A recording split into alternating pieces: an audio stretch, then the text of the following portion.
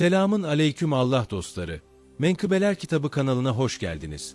Bugün sizlere Hak'tan ve arkadaşlarının hikayesini anlatacağım. Şimdi kulaklığınızı takıp arkanıza yaslanın ve gözlerinizi kapatıp bu hikayenin keyfini çıkarın. İyi dinlemeler. Dünyanın uzak bir köşesinde sık bir orman, uçsuz bucaksız denizle birleşip yepyeni bir ülke oluşturmaya karar vermiş. Şehrin kuzey kısmı denize bakıyor. Güney kısmı ise yemyeşil ve güzel bitkilerle kaplıymış. Orman kararını gerçekleştirmekte başarılı olmuş ve sonunda bu güzel ülke kurulmuş. Ülkenin eşsiz doğası sayesinde burada yaşayan insanlar farklı mesleklerle ilgilenmeye başlamışlar. Bir kısmı ormandaki ağaçlardan topladıkları odunlarla marangozluk yaparken bir kısmı tarımla uğraşıyormuş. Denize yakın olduğu için kimileri de balıkçılığa yönelmiş. Böylece şehir birçok farklı meslek ve işi bir araya getirmiş. Fakat tüm bu çeşitliliğe rağmen genç Hak'tan kendine uygun bir iş bulamamış. Hak'tan yetim ve iyi kalpli bir gençmiş. Anne ve babasını henüz küçük yaşta kaybetmişti. Hak'tan küçük yaşta yetim kaldığı için bazen akrabaları, bazen de arkadaşları ona sahip çıkarak büyümesine yardımcı olmuşlardı. Ancak genç bir adam olduğunda artık kendi hayatını tek başına sürdürmek ve günlük ekmeğini kazanmak zorundaydı. Fakat hangi işe elini atsa her seferinde başarısız oluyordu. Hak'tan deniz kıyısında küçük bir kulübede yaşıyordu. Bir gün kulübesinin önünde oturmuş, balıkçıların teknelerine binip denize açılışlarını izliyordu. Balıkçı bir kaptan onu yalnız başına otururken gördü ve yanına gelerek birlikte çalışmayı teklif etti. Hak'tan mahcup bir şekilde, "Ben balıkçılıktan hiç anlamam," dedi. Bunun üzerine kaptan güler yüzle cevap verdi. "Önce gel bizimle öğren. Sonra başarılı olabilirsen çalışmaya devam edersin." Öğrenme aşamasındayken balıkları taşımak, ağları temizlemek ve pazarda satış yapmak gibi küçük işlerde bize yardım edersin. Bu süre boyunca sana ücret öderim. Hak'tan bu teklifi kabul etti ve balıkçılarla birlikte yakındaki ülkelere doğru yola çıktılar. İşlerini tamamladıktan sonra balıkları satmak için pazara gittiler ve bu esnada Hak'tan'dan ağları temizleyip tekneleri düzenlemesini ve balıkçı malzemelerini toparlamasını istediler. Hak'tan verilen görevleri bitirdikten sonra balıkçıların dönmesini beklemeye başladı. Ancak balıkçılar gecikince canı sıkıldı ve biraz dolaşmak için şehre doğru yürüdü. Kısa bir yürüyüşten sonra tekrar teknelerin bulunduğu yere döndüğünde balıkçıların geldiğini gördü. Kaptan yaptığı iş karşılığında Hak'tan'a biraz balık ve bir miktar para verdi. Kaptan, Hak'tan ile konuşurken onun yanında bazı renkli ve tuhaf görünümlü tahta parçaları olduğunu fark etti ve merakla sordu. Hak'tan, "Nedir bu elindeki tahtalar?" Hak'tan cevap verdi. "Şekillerini beğendim ve topladım." Kaptan güldü ve tekrar sordu. "Peki onlarla ne yapacaksın?" "Hiçbir şey," dedi Hak'tan. "Sadece hoşuma gittiler." Kaptan tebessüm ederek, "Hadi hazırlan, dönüş vakti geldi," dedi. Hak'tan uzun süre boyunca balıkçılarla çalışmaya devam etti. Her yeni şehirdeki balık avı gezilerinden sonra çeşitli garip eşyalarla dönerdi. Bazen tuhaf tahtalar, bazen ipler, bazen de deniz kabukları biriktiriyordu. Bir süre sonra topladığı tüm bu malzemelerden küçük bir tekne yapmayı başarmıştı. Gerçi bu tekneyi tam olarak ne için kullanacağını bilmiyordu. Fırtınalı bir günde Hak'tan kulübesinde otururken dışarıdan küçük teknesinin bir şeye çarpma sesini duydu. Merakla dışarı çıktı ama ortalıkta kimse yoktu.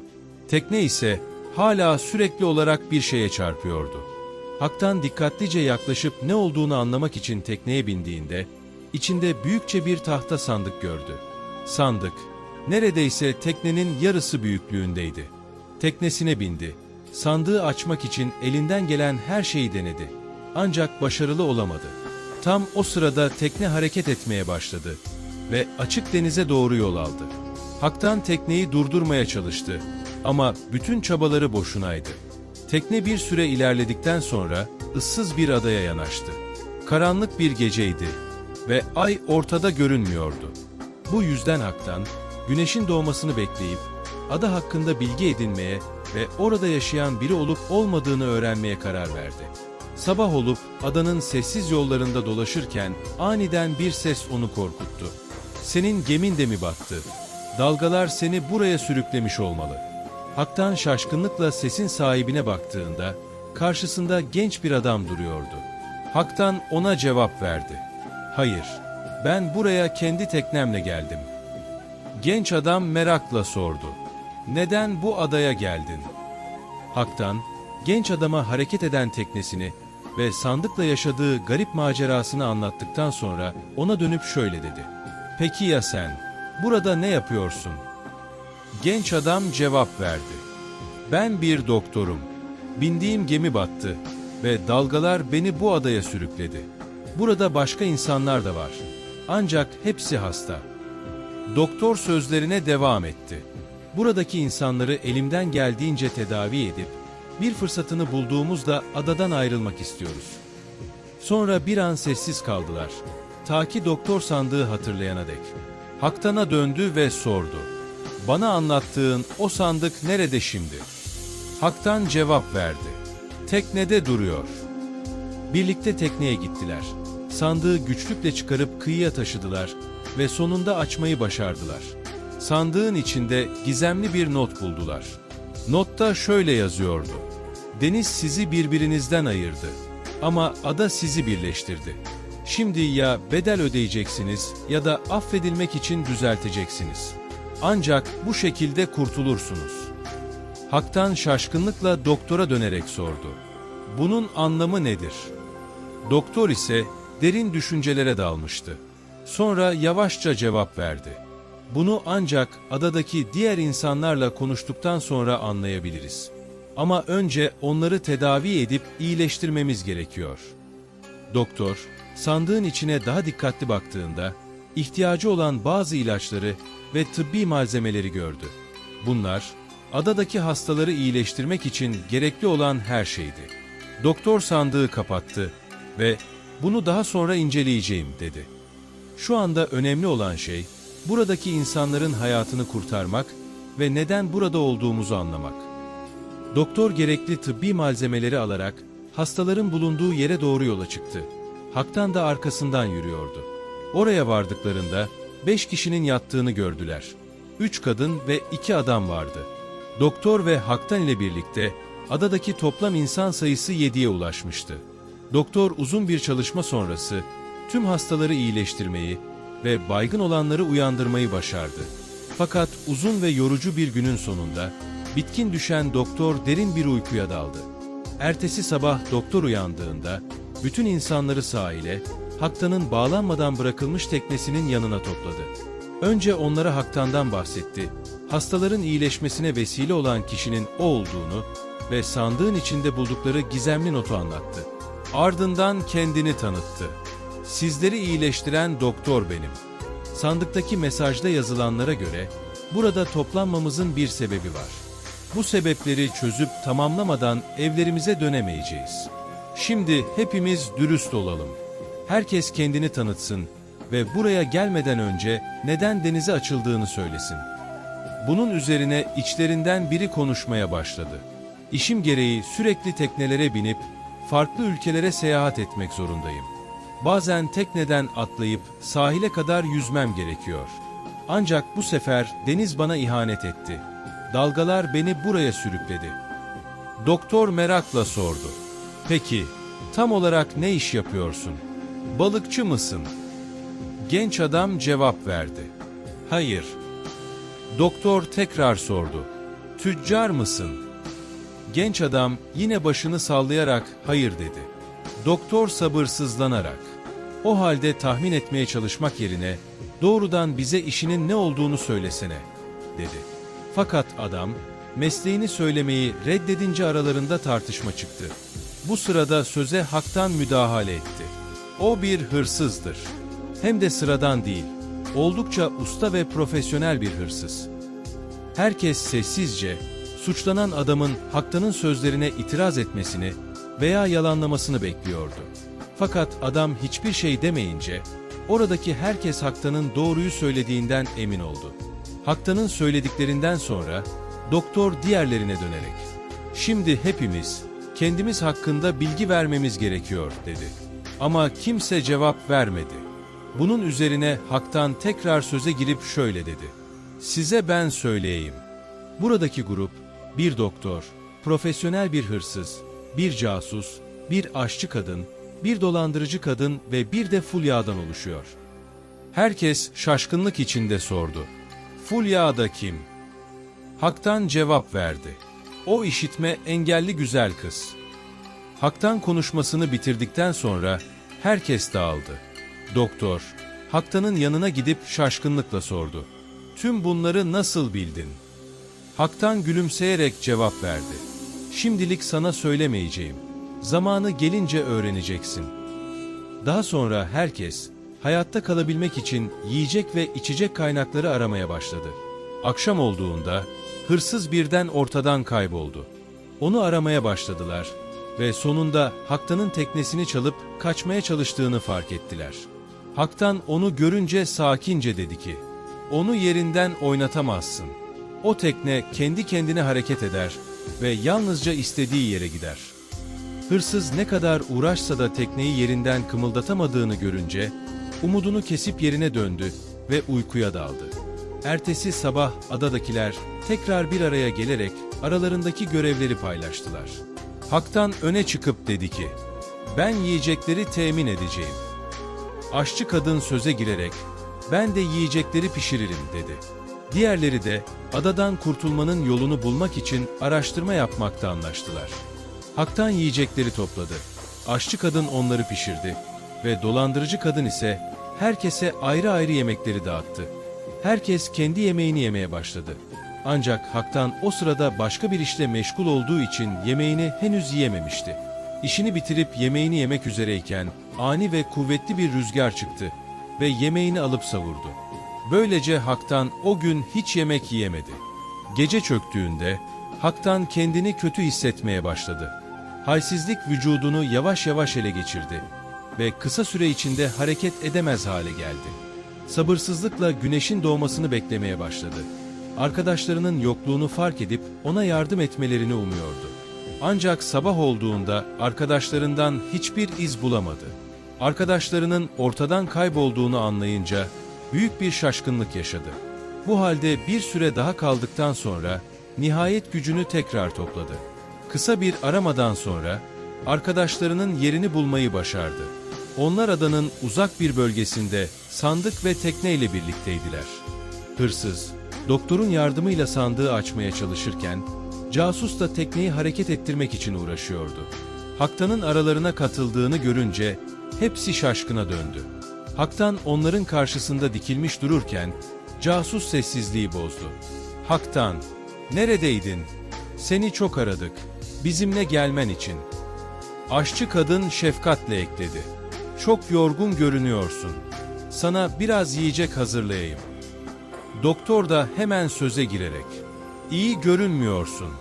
Tedaviye ihtiyacın var. Gel, neyin varmış bir bakalım dedi. Herkes konuşuyordu ama Hak'tan sessizliğini koruyordu. Bu sessizlik diğerlerini şaşırttı ve sonunda herkes yeniden sustu. Bir süre sonra Hak'tan sessizliğini bozarak sakin ama sert bir şekilde sordu. Teknemi ve sandığımı neden aldınız? Kimse cevap vermedi. Ardından sözlerine devam etti. Neden hasta oldum? Bana ne yaptınız?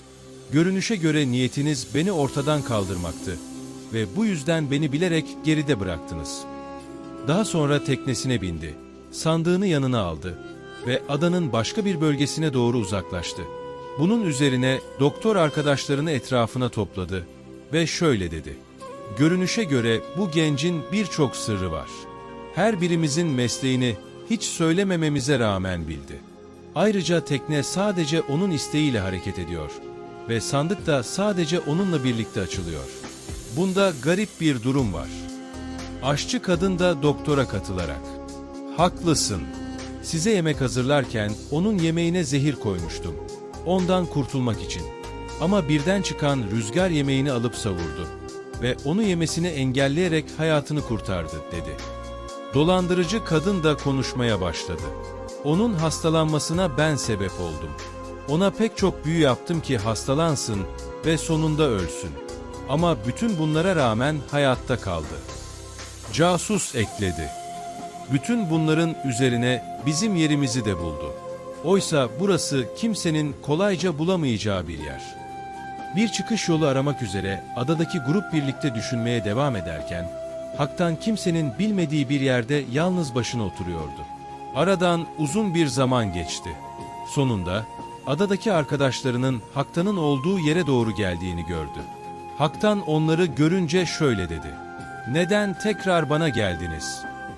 Doktor cevap verdi: "Senden ayrıldıktan sonra hepimiz büyük sıkıntılar yaşadık." Ardından onunla birlikte oturmasını ve adadan çıkmak için işbirliği yapmasını rica ettiler. Hak'tan, arkadaşlarının kendisine karşı dürüst olacaklarına ve bir daha asla ihanet etmeyeceklerine dair söz vermeleri şartıyla bu teklifi kabul etti. Hepsi de Hak'tan'a sadakat ve dürüstlük konusunda söz verdiler. Bunun üzerine Hak'tan konuştu: "Eğer bu hapishaneye benzeyen adadan çıkmak istiyorsak, bana gerçekleri anlatmalısınız. Burada bir labirentin içindeyiz sanki. Adanın sonuna ulaştığımızı sandığımızda yeniden başladığımız noktaya dönüyoruz." Doktor derin bir iç çekti ve anlatmaya başladı. "Biz hepimiz aynı ülkenin evlatlarıyız. Bu ülkede yaşayan insanlar iki gruba ayrılır. Üçüncü bir grup yoktur. İlk grup çok zenginlerdir. Basitçe zengin değil, servetleri ve güçleri sayılamayacak kadar fazla olan aşırı varlıklı kişilerdir. İkinci grup ise yoksullardır. Ama biz sadece yoksul değiliz, fakirliğin de ötesindeyiz. Günlük ekmeğimizi bile bulmakta zorlanırız. Her sabah güneş doğduğunda tek düşüncemiz, o gün yiyeceğimiz ekmeği nasıl kazanacağımızdır." Doktor devam etti: "Zenginlerin çok parası olmasına rağmen bize hiçbir zaman acımadılar. Onlar için çalıştığımızda da çok düşük ücretler verirler. Karşılığında çok daha fazla iş isterler. Biz de sonunda parayı kendi yöntemlerimizle elde etmeye karar verdik." Doktor sustuğunda aşçı kadın onun sözlerini tamamladı: "Ben ise çocukluğumu saraylarla kulübeler arasında geçirdim. Annem ve babam şehrin büyük saraylarından birinde çalışıyorlardı. Sarayın sahibi hizmetçilerin çocuklarını yanlarında getirmesine izin vermediği için ben büyükannemle birlikte küçük bir kulübede yaşıyordum. Annem ve babam sadece izin günlerinde bizi görmeye gelirlerdi. Çocukluğum hep böyle geçti. Ben de büyükannemden çok şey öğrendim. Böylece çocukluğum geçip gitti ve genç kızlık çağına ulaştım," diyerek aşçı kadın hikayesine devam etti. "Hayatımda hiçbir şey değişmemişti. Ta ki sarayın sahibi büyük bir ziyafet düzenleyip pek çok insanı davet ettiği o güne kadar. Sarayın sahibi aşçılardan en iyi yemekleri yapmalarını istedi. Ancak davetlilerin çokluğu nedeniyle işler birikti ve aşçılar ile hizmetçiler işlerini yetiştiremediler. Bunun üzerine sarayın sahibi hizmetçilerden tanıdıkları herkesi yardıma getirmelerini istedi. Annem o gün beni temizlik işlerinde yardım etmem için saraya getirmişti. Fakat benim gerçek tutkum yemek yapmaktı. Gizlice mutfağa sızdım ve aşçılara yardım ettim. Ortaya öyle güzel yemekler çıkardım ki daha önce kimse böylesini yememişti." Aşçı kadın gururla gülümseyerek ekledi: "O günden beri sarayın mutfağında aşçı olarak çalışıyorum." Ardından söz casusa geçti. O da anlatmaya başladı. "Ben ve kardeşim," diyerek eliyle hırsızı işaret etti. "Sadece yoksul değil, aynı zamanda eğitimsiz ve parasız insanlardık. Şehrimizde çoğu kişi bizi küçümserdi. Nadiren bizimle muhatap olurlardı. Ancak Allah bize özel yetenekler verdi. Bana verdiği yetenek duyma üzerineydi. Bir kez duyduğum bir şeyi asla unutmazdım. Duvarların, kapıların ardından ya da uzak mesafelerden konuşulan her şeyi duyabiliyordum. Pazarlarda dolaşır, insanların konuşmalarını dinler ve bu bilgileri başkalarına para karşılığında satardım. İnsanlar ne kadar gizli konuşsa veya seslerini ne kadar alçaltırsa alçaltsınlar, onlara ulaşır ve söylediklerini duyardım." Casus bir nefes aldıktan sonra devam etti: "Kardeşimin yeteneği ise duyma değil, görme üzerinedir. Bir kez gördüğü şeyi asla unutmaz. Kapıların anahtar şekillerini hemen aklına kaydedip aynısını yapabilir. kasa ve paraların yerlerini de gördüğü anda zihnine yerleştirir. Bu yeteneğini hırsızlık yapmak için kullandı. Hiç kimse, kapıları kırmadan veya zarar vermeden nasıl hırsızlık yaptığını anlayamadı. Son olarak söz dolandırıcı kadına geçti ve şunları söyledi.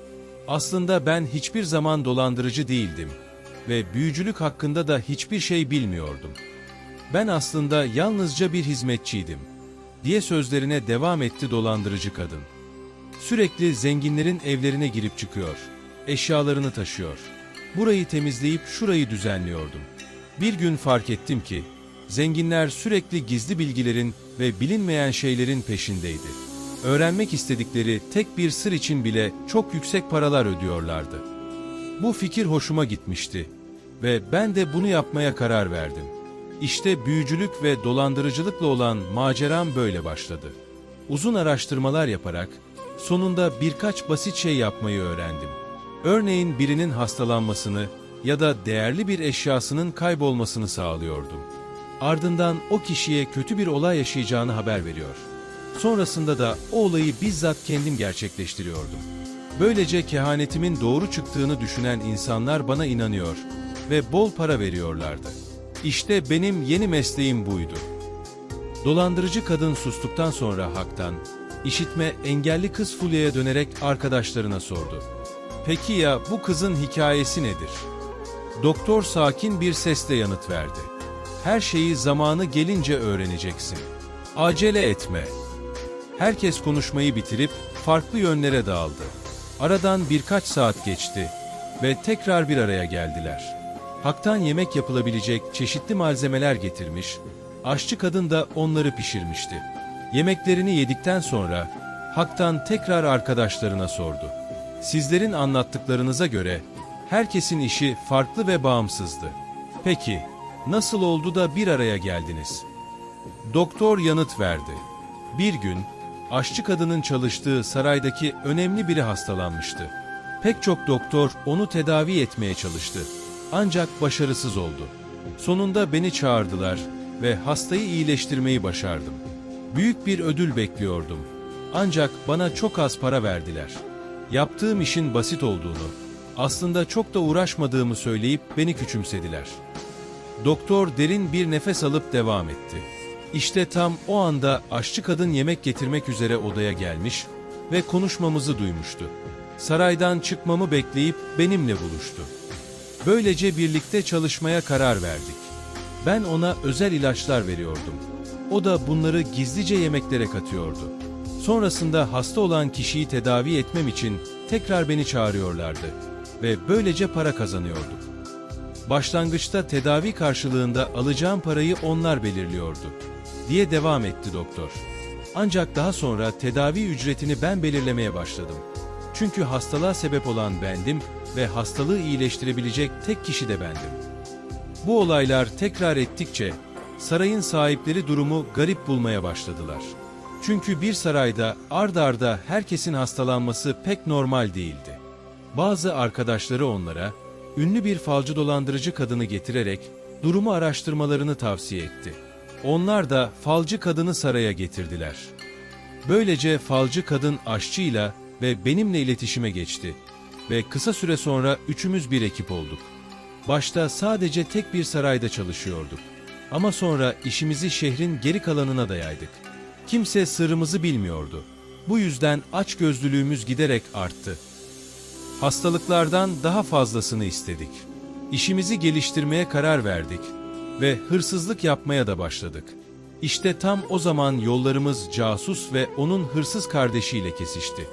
Böylece karşında gördüğün gizli ekip oluştu. Doktor devam etti. Casus, önemli kişilerin toplantılarından gizli bilgileri öğreniyor. Ben özel ilaçları hazırlıyordum. Aşçı kadın bu ilaçları yemeklere katıyordu. Ardından falcı kadın, tek çözümün ben olduğumu söyleyerek beni çağırmalarını sağlıyordu. Hastayı iyileştirdikten sonra halkın bana ve ekibime olan güveni artıyordu. Bazen hastalık yaratmak yerine hırsızlık yöntemini kullanıyorduk. Hırsız değerli eşyaları gizlice çalıyordu. Ardından falcı kadın bunları özel yeteneğiyle buluyor gibi yapıyordu. Böylece büyük bir payı falcıya veriyorlar. Biz de bu parayı aramızda paylaşıyorduk. Bu sistemimiz uzun bir süre kusursuz işledi. Ta ki bir gün şehrin en büyük sarayını soymaya karar verene dek. Fakat bu sefer işler farklı olacaktı, diye devam etti doktor. Ne falcı kadın olacaktı, ne de çalınan eşyalar geri verilecekti. Her şeyi alacak, uzak bir yere kaçacak. Sonra ganimeti aramızda bölüşecek ve herkes kendi yoluna gidecekti. Bir daha asla görüşmemek üzere sözleştik. Ama kaderin başka planları vardı. O sırada Hak'tan söze girerek sordu. Devam etmeden önce, şu kızı hala bana açıklamadınız. Onun hikayesi ne? Doktor başını sallayıp anlatmaya başladı. Biz büyük soygunun planını yaparken Fulya da oradaydı ve gizlice bizi dinliyordu. Fakat o zaman onun bizi duyabildiğini bilmiyorduk. Soygun gecesi, ayrılmadan hemen önce hafif bir ses çıkardı. Bu sesi sadece casus duyabildi ve onun her şeyi öğrendiğini anladık. Planımızı öğrenmişti ama henüz kimseye anlatmamıştı. Aşçı kadın hemen ona lezzetli bir yemek getirdi ve içine bazı ilaçlar koydu. Falcı kadın da yemeğe büyü yaptı. Amacımız onu günlerce uyutmak ve biz fark edilmeden kaçmaktı. Fakat işler beklediğimiz gibi gitmedi. Yaptıklarımızın etkisiyle Fulya duyma yetisini kaybetti. Onu orada bırakamazdık. Çünkü uyanıp herkese bizi ihbar edebilirdi. Bu yüzden mecburen onu da yanımızda götürdük. Her şeyi hazırladık. Teknelerimizi aldık ve denize açıldık. Fakat deniz birden hırçınlaştı. Fırtına çıktı. Tekneler devrildi. Çaldığımız her şey sulara gömüldü. Günlerce karanlıkta ve dalgalarla mücadele ettikten sonra bu adaya vardık. Her birimiz ayrı ayrı kıyıya vurduk. 2 gün sonra da sen, Hak'tan, teknenle ve sandığınla geldin. Fakat hala senin o tuhaf teknenin hikayesini bilmiyoruz. Hak'tan gülümseyerek cevap verdi. Ben de bilmiyorum. Bildiğim tek şey şu. Bu tekneyi farklı ülkelerden ve garip yerlerden topladığım tahtalarla yaptım. Balıkçılık gezilerine çıktığımda önüme çıkan ilginç malzemeleri biriktiriyordum. Bir de diye ekledi. Bu parçalardan bir balık ağı yapmıştım. Hırsız merakla sordu. Peki, her birimizin ne iş yaptığını nasıl anladın? Hak'tan cevap verdi. Tekneye bak. Onun her tahtasında bir simge, bir işaret vardı. Her biri birinizin mesleğini temsil ediyordu. İçinizden biri konuştuğunda ona denk gelen tahtadaki şekil parlıyordu. Böylece kimin ne iş yaptığını kolayca anladım. Falcı kadın başını öne eğerek dedi ki, Allah her zaman senin gibi temiz kalpli insanları destekler. Bizim gibi kötü niyetlilere ise karşı durur. Casus sordu. Peki şimdi ne yapacağız? Aşçı kadın cevapladı. O mektupta yazanı uygulamalıyız. Ama denize gömülen o eşyaları nasıl geri getireceğiz? Hak'tan düşündü. Sonra dedi ki, sandığın içinde adada gizli yerleri gösteren bir harita var. Sandığı tekrar açmalı ve bu haritayı kullanarak her yeri aramalıyız. Belki kaybettiklerimizi bulabiliriz. Devam etti. Ancak ikiye ayrılmamız gerekiyor. Bir grup adada araştırma yapacak. Diğer grup ise tekne ve ağ yardımıyla denizde arama yapacak. Hırsız şüpheyle sordu. Ama tekne hareket etmiyor ki. Hak'tan gülümsedi. Tekneye doğru bakarak şöyle dedi. Şimdi hareket edecek. Gerçekten de iki grup hemen görevine koyuldu. Bir grup adada arama yaptı. Diğer grup ise denizde tekne ve ağla araştırmaya başladı. Bu çabalar bir süre devam etti. Sonunda herkes tekrar bir araya geldi. Buldukları tüm eşyaları yere serdiler. Hırsızdan, bulunanların çalınan eşyalar olup olmadığını kontrol etmesini istediler. Çünkü gördüğü bir şeyi asla unutmayan tek kişi oydu. Hırsız dikkatle eşyaları inceledi ve ayırt etmeye başladı. Bu bizimdi. Bu değil. Evet, bu da bizimdi. Sonuç olarak her şeyi değil ama çalınanların bir kısmını geri bulmuşlardı. Doktor öneride bulundu. Bulduklarımızın hepsini ister çalınmış eşyalar olsun, ister olmasın bir araya toplayalım. Sonra da bunları sahiplerine iade etmenin bir yolunu bulalım. Tamamını geri veremesek bile bu yaşananlara karşı bir telafi olur. Herkes doktorun önerisini kabul etti. Her sabah gruplara ayrılıyor. Gün boyunca arama yapıyor ve akşam yeniden bir araya geliyorlardı. Bu şekilde uzun süre devam ettiler. Ancak bir akşam yeniden toplandıklarında o gün kimse hiçbir şey bulamamıştı. Aramayı 2 gün daha tekrarladılar. Ama yine sonuç alamadılar. Sonunda ellerindekilerin bulabilecekleri her şey olduğunu anladılar. Bütün eşyaları sandığın içine yerleştirdiler ve kapağını sıkıca kapattılar. Ardından bu eşyaları şehirlerine nasıl geri göndereceklerini düşünmeye başladılar. Falcı kadın endişeyle konuştu. Eğer biz şehre dönersek, tek karşılaşacağımız şey zindan olur. Bütün şehir şu anda bizi arıyor. Doktor da düşündü ve dedi ki, bu işi ancak Hak'tan yapabilir. Çünkü o bu şehirden değil ve orada kimse onu tanımıyor. Herkes bu fikre katıldı. Hak'tan'a şehre nasıl ulaşacağını gösteren bir harita çizdiler. Sarayın yerini, şeklini ve nasıl tanıyacağını tarif ettiler. Sandığın içine de şu notu bıraktılar. Bu eşyalar daha önce çalınmış olanlardır. Şimdi size geri iade ediliyor. Ertesi sabah, Hak'tan sandığı teknesine yükleyerek yola koyuldu. Denize açıldı ve uzun bir yolculuktan sonra arkadaşlarının şehrine ulaştı. Fakat vardığında gördüğü manzara, ona anlatılandan çok farklıydı. Şehirde büyük bir hüzün hakimdi. Her köşede yoksulluk görünüyordu. Zenginlerin sarayları bile karanlık, sessiz ve hastalıkla doluydu. Kimse kimseye bakmıyor.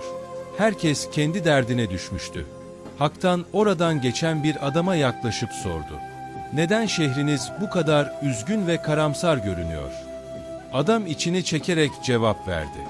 Bir süre önce şehrimizde nadir ve tehlikeli hastalıklar baş gösterdi. Şehrin en iyi doktoru bir anda ortadan kayboldu. O, her türlü hastalığı tedavi edebilen biriydi. O günden beri herkes çare arıyor ama bulamıyor. Zenginler bile ellerindekini avuçlarındakini tedavi uğruna harcadı. Ama hiçbir şey fayda etmedi. Şimdi ise gördüğün gibi, şehrin hali bu. Hak'tan, sarayı bulmak için şehirde uzun süre aradı. En sonunda saraya ulaştı ve kapısını çalarak şöyle dedi. Ben yoldan geçen biriyim. Paramı ve yiyeceğimi kaybettim. Acaba bana biraz yiyecek verebilir misiniz? Sarayın sahibi içten bir sesle cevap verdi. Evladım, elimizdeki yiyeceklerde hastalık var.